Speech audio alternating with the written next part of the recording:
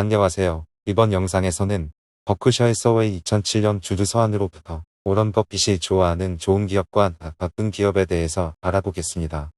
우리가 어떤 기업에 흥미를 느끼는지 살펴보겠습니다. 그리고 우리가 피하고자 하는 기업에 대해서도 논의하고자 합니다.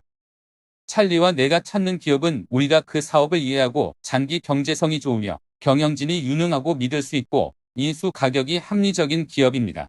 우리는 회사를 통째로 인수하고자 하며 경영진이 우리 동업자가 될 때는 지분 80% 이상을 인수하려고 합니다. 그러나 위대한 기업의 경영권을 인수할 수 없을 때는 주식시장에서 위대한 기업의 지분을 소량 사들이는 것으로도 만족합니다. 모조 다이아몬드를 통째로 소유하는 것보다는 최상급 다이아몬드의 일부를 소유하는 편이 낫기 때문입니다. 진정으로 위대한 기업이 되려면 탁월한 수익률을 지켜주는 항구적 해자를 보유해야 합니다. 어떤 기업이 높은 수익을 내면 자본주의 역학에 따라 경쟁자들이 그 성을 끊임없이 공격하기 때문입니다. 따라서 탁월한 실적을 유지하려면 낮은 생산 원가나 강력한 세계적 브랜드처럼 가공할 만한 진입 장벽을 보유해야만 합니다. 기업의 역사를 돌아보면 견고해 보이던 해자가 순식간에 사라져버린 로마 폭죽 같은 기업들이 넘쳐납니다.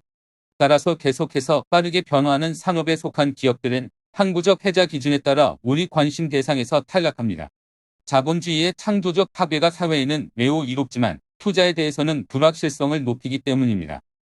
해자를 계속 다시 만들어야 한다면 해자가 없는 것과 마찬가지입니다. 그리고 위대한 경영자가 있어야 높은 성과가 나오는 기업 역시 이 기준에 따라 탈락합니다. 물론 훌륭한 경영자는 어느 기업에나 소중한 자산이 되며 버크셔에도 훌륭한 경영자가 많습니다. 그러나 슈퍼스타가 있어야 위대한 실적이 나오는 기업이라면 그 기업은 위대하다고 간주할 수 없습니다. 지역 최고의 요일과 의사와 병원을 세워 동업한다면 큰 이익을 얻을 수 있지만 병원의 장래에 대해서는 알 수 없습니다. 그 의사가 떠나면 해자도 사라지기 때문입니다. 그러나 세계 최대 병원인 메이어 클리닉이라면 CEO가 누구든 해자가 유지될 것으로 믿을 수 있습니다.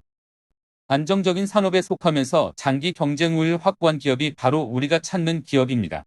그리고 이런 기업이 태생적으로 성장성까지 갖추었다면 위대한 기업이 됩니다. 그러나 이런 기업은 성장성이 높지 않아도 투자할 가치가 있습니다. 한 회사에서 번 돈을 그 회사에 재투자해야 한다는 오직 같은 것은 없습니다. 오히려 그렇게 하면 대개 실수가 됩니다.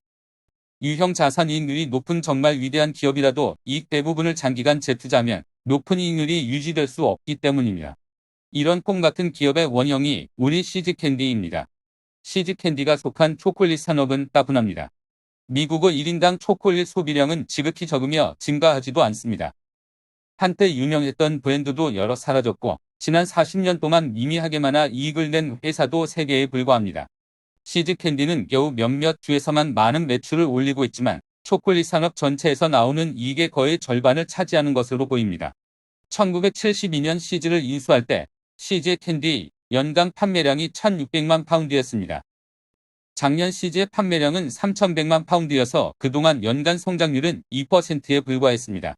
그런데도 50년 동안 시즈 가족이 키우고 이후 척 허긴스와 브래드 킨슬러가 강화 항구적 경쟁의 덕분에 시즈는 이례적인 실적을 안겨주고 있습니다. 우리는 시즈의 매출이 3천만 달러이고 세전이익이 500만 달러에도 못 미칠 때 2,500만 달러를 주고 샀습니다. 당시 사업 운영에 필요한 자본은 800만 달러였습니다. 따라서 이 회사의 세전 로익은 60%였습니다. 두 가지 요소 덕분에 회사는 운전 자본을 최소화할 수 있었습니다. 첫째, 현금 판매를 했으므로 매출 채권이 없었습니다. 둘째, 생산비, 유통 주기가 짧아서 재고 자산을 최소화할 수 있었습니다. 정년 시즈의 매출은 3억 8,300만 달러, 세전이익은 8,200만 달러였습니다. 지금은 사업 운영에 필요한 자금이 4천만 달러입니다. 이는 1972년 이후 회사의 실물 자산 확대, 우리가 재투자한 자금이 3,200만 달러에 불과하다는 뜻입니다. 그동안 회사가 벌어들인 세전이익은 모두 13억 5천만 달러입니다. 여기서 3,200만 달러를 제외한 금액에 모두 버크셔로 입금되었습니다. 그리고 우리는 법인세를 지급하고 남은 돈으로 다른 매력적인 기업들을 인수했습니다. 시즈가 게시한 현금 흐름이 오늘의 버크셔를 만들어냈습니다. 미국의 시즈 같은 회사는 많지 않습니다. 회사 이익을 500만 달러에서 8,200만 달러로 증가시키려면 대개 이 성장 과정에 들어가는 자본이 4억 달러 정도는 되어야 합니다. 매출 증가에 따라 운전 자본을 늘려야 하고 고정 자산에 대한 투자도 늘려야 하기 때문입니다. 성장에 많은 자본이 들어가는 회사도 만족스러운 투자 대상이 될 수 있습니다. 앞선 사례에서 세전이익이 8,200만 달러를 올리려면 백야 순유형 자산에 4억 달러 정도는 투자해야 한다고 말했지만 이 정도만 해도 전혀 손색 없는 실적입니다. 그러나 소유주의 관점에서 보면 CG와는 엄청나게 다른 실적입니다. 사실상 큰 자본이 들어가지 않으면서 계속 이익이 성장하는 편이 훨씬 좋습니다. 좋은 기업이긴 해도 환상적인 기업과는 거리가 먼 얘가 우리 클라이트 세이프티입니다. 이 회사도 다른 회사들처럼 고객에게 똑같은 혜택을 제공합니다. 그러나 항구적인 경쟁 우위를 확보하고 있습니다. 최고가 아닌 회사에서 항공 훈련을 받는 것은 값싼 병원에서 수술을 받는 것과 같기 때문입니다. 그런데도 이 회사는 이익의 상당 부분을 재투자해야 성장할 수 있습니다.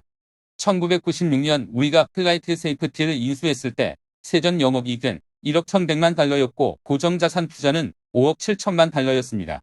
우리가 인수한 이후 감가상각비가 모두 9억 2,300만 달러였습니다. 그러나 자본적 지출은 모두 16억 3,500만 달러였는데 끊임없이 나오는 신형 항공기 모델에 맞춰 시뮬레이터를 들여오는데 대부분 지출되었습니다. 현재 우리 고정자산은 감가상각 후 10억 7,900만 달러입니다. 2007년 세전이익은 2억 7천만 달러로서 1996년 이후 1억 5,900만 달러가 증가했습니다. 나쁘지 않은 실적이지만 추가 투자된 5억 900만 달러에 대한 수익률을 따지면 CG에는 한참 못 미칩니다. 따라서 수익률로만 측정하면 클라이트 세이프티는 훌륭한 기업이지만 이례적인 시업은 아닙니다. 대부분 기업처럼 더 벌기 위해 더 많이 투자해야 하기 때문입니다. 이번에는 끔찍한 기업을 보겠습니다.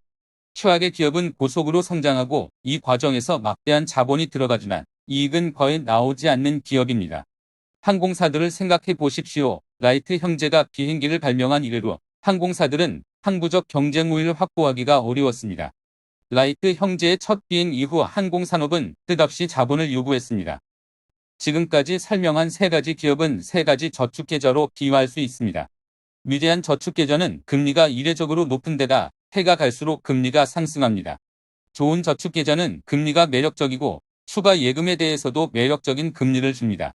끝으로 끔찍한 저축계좌는 금리도 낮은 데다 이렇게 낮은 금리로 계속 예금을 추가해야 합니다.